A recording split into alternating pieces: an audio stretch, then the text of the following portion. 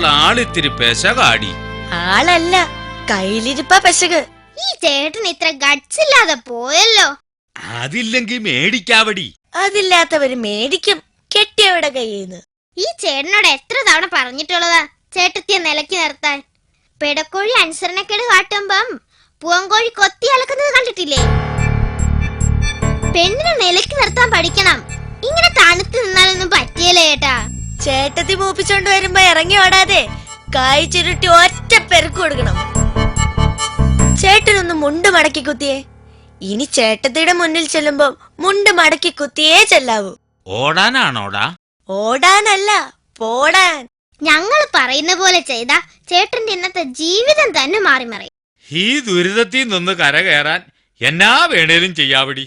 ചേട്ടത്തെ മൂപ്പിച്ചോണ്ട് വരുമ്പം മുണ്ടെടുത്ത് താറു വാച്ചി ഒന്ന് ഞെളിഞ്ഞ് നിക്കണം. ഇങ്ങനെ മതിയോടി? അത് നല്ലതാ. ചേട്ടത്തിയെ കാണുമ്പോ മുണ്ട് നനയുന്നത് പുറത്ത് കാണുകയല്ല. ചേട്ടാ, ചേട്ടത്തി ഒതുക്കേണ്ടത് എങ്ങനെയാന്ന് ഞങ്ങൾ കാണിച്ചു തരാം. ഇങ്ങോട്ട് നോക്കിക്കേ. ദേ, ഈ കപ്പളം ചേട്ടത്തിയാന്ന് വിചാരിച്ചോണം. ഇന്ന് ഞാൻ രണ്ടിലൊന്ന് കണ്ടിട്ടേ ഉള്ളൂ ബാക്കി കാര്യം. ഇനി ഞാൻ പറയുന്ന പോലെ പറയണം. എടി അസത്തെ, മൂദേവി, അഹങ്കാരി, നീ എന്റെ ഭാര്യയും ഞാൻ നിന്റെ ഭർത്താവുമാണെന്ന് ഓർക്കണം. എടി അസത്തെ, മൂദേവി, അഹങ്കാരി, നീ എന്റെ ഭർത്താവും ഞാൻ നിന്റെ ഭാര്യയുമാണെന്നും ഓർമ്മ വേണം. ഹോ, ഈ ചേട്ടൻ കൊളാക്കും.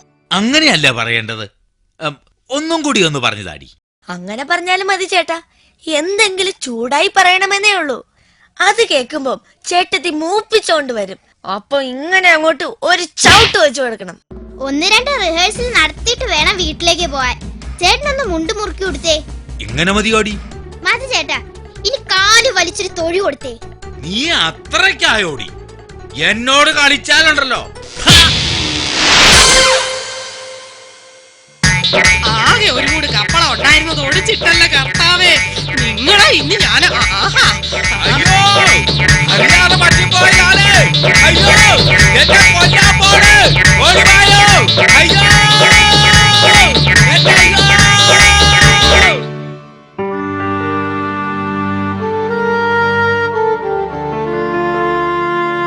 വീട്ടിൽ കയറിയിട്ട് ദിവസം 2 ആയിട.